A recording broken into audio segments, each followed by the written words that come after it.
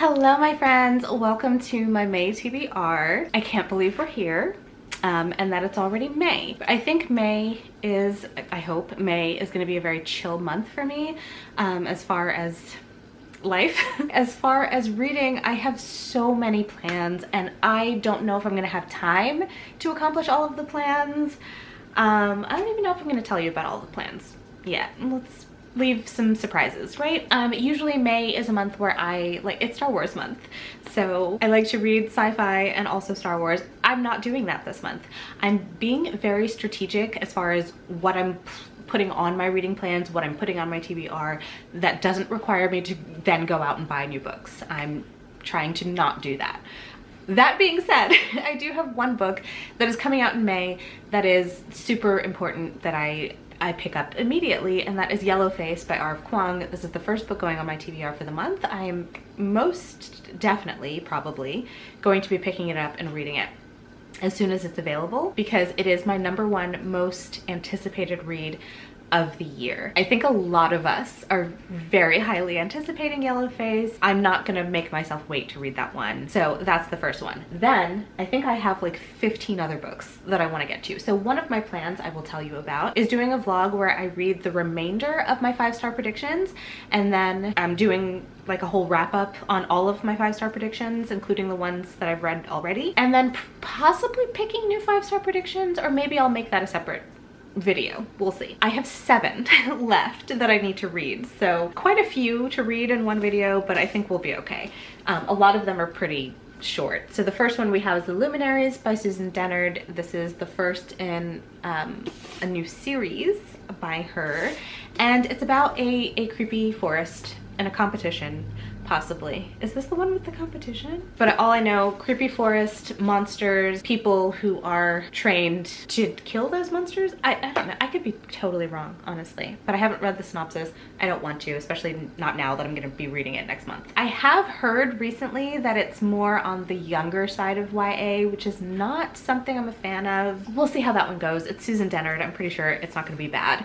The next one I have is a sci-fi, and that is Seven Devils by Laura Lamb and Elizabeth May. I'm pretty sure is about a galactic rebellion. I know that this is the first in a series. I don't know if it's a duology or if it's a trilogy. I think it might just be in a duology. But even so, I am excited to give it a read. I then have The Hearts We Sold by Emily Lloyd Jones, which I have been very excited to read another Emily Lloyd Jones after reading The Bone Houses, and I just haven't gotten around to it. Have I read anything else besides The Bone Houses? I don't think so, but I really liked that one. And I know this is an older one from her, and it's about demons that grant wishes or favors in exchange for body parts. And this specific demon that our main character is making a deal with only deals in hearts. So he wants her heart. I'm pretty sure this will be a good time, and I think all of these seem like they'll be really quick reads, so that's good too. Then we have These Fleeting Shadows by Kate Alice Marshall, which is a YA horror. I believe we're dealing with some kind of haunted house situation. Very excited to read this one. I've heard really good things about Kate Alice Marshall in general, and also about this book in specific. I feel like I have been craving horror lately. Then we have Little Eve by Katrina Ward. Katrina Ward is the author of The Last House on Needless Street, which I absolutely loved, and just have been dying to read more books from this author since then, but haven't gotten around to it. This again is a nice short one, and I think this is about a cult, possibly. Kieran Millwood Hargrave said that it's a smart and moving examination of self-delusion and the lengths people go to keep faith. I love this cover. I don't know if I ever mentioned that, but I just think it's so cool looking, and I'm really excited to give this one a read. Then we have The Library of the Unwritten by A.J. Hackworth, which is about a library in hell where books, unfinished manuscripts go, I believe. And then one escapes and we have to hunt it down, I think. Sounds really good. Heard amazing things about it. Very excited for it. I'm pretty sure that this is the beginning of a series, and I think the second book is out. I don't want to be starting new series. I really don't. But that's just the way things happened this month, or the way things are happening this month. So I will be reading it, hopefully really enjoying it. And then the last of the 5-star predictions is All of Us Villains by Amanda Foody and Christine Lynn Herman. This is another YA. This is the one that has the competition aspect, and it's like 4 families, I think. Is it 4 families that, like, every generation at the coming of the blood moon, 7 families, okay, 7 families name a champion, and they compete to the death to become the ruler or the controller of all high magic. We'll see how this goes. So I'm very excited to wrap up those 5-star predictions and find another quirky, fun way to pick my next set of 5-star predictions. I think it'll be really fun. I have 2 authors that I have been saying I want to read more from, that I just never got around to reading more from. So I have 2 books from each of them that I'm hoping to read in the month of May. The first author is Olivia Blake. I'm going to be reading Alone with You in the Ether, which is a love story, a bit of a romance, but I don't think it's very romantic. I think it is very tragic and hard-hitting. And then I also have One for My Enemy by Olivia Blake, which is rival witch families in New York. This is gonna be like, this is really the test to see, is Olivia Blake a new favorite author? Because I've only read from the 1 series from her, and as much as I loved the Atlas 6, I didn't love Atlas Paradox as much. These have a lot of pressure on them to be books that I love, so hopefully they will be. And then the second author is T. Kingfisher, which I have read 2 books from as well, and now I have 2 more that I get to read. Her newest book, which is A House with Good Bones, is another little short one that is a haunted house style horror, I believe.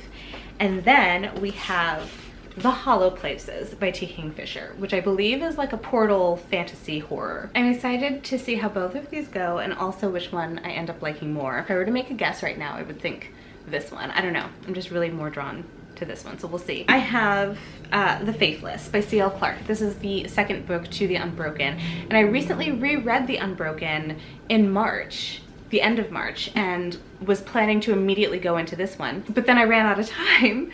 So now hopefully I have, things are still fresh in my mind, and I can just go right into The Faithless and read it. I need to read it quickly is what I'm saying, so that I don't forget everything that happened in The Unbroken, because that was the whole reason for rereading The Unbroken in the first place. So this has to get read in May. I got through The Unbroken very quickly both times I read it, so I feel like this one should be a quicker read as well, but I'm expecting lots of drama and lots of twists and turns from the second book. So hopefully that's what I get. Cannot wait for this one. This is probably gonna be like one of the first books that I read in the month of May. Speaking of R.F. Kuang, were we speaking of R.F. Kuang? We did at the beginning of this video. I would like to do another series binge vlog. I was doing them like once a month and then I kind of stopped. Did I even do one in, oh my gosh, I've only done one so far, haven't I? I thought I did one in February, but I don't think I did. So yeah, it's about time that I did another series binge vlog, and the series that I want to binge is the Poppy War trilogy by R.F. Kuang. I have already read the Poppy War, but it has been quite some time, and I might need to reread this, or I just noticed when I went to pull this off the shelf that I did annotate it. So maybe I was smart enough to like take notes about all of the major plot points so that I can just flip through my annotations and then I don't have to reread the entire thing, and I can just go into The Dragon Republic, which is the second book, and then the last book is The Burning God, which I don't have a copy of, but I will obviously need to pick up a copy of to finish out the trilogy. But I know I really enjoyed The Poppy War when I read it originally. I'm pretty sure I gave it 5 stars. So I think that this is a series that I'm really gonna love, and I just need to stop putting it off. The last 2 books on this TBR are just extras that, like, I don't have any video plans for these. These are just books that I really want to get to because I'm excited about them. And they came out, what, in February? And I just haven't read them yet.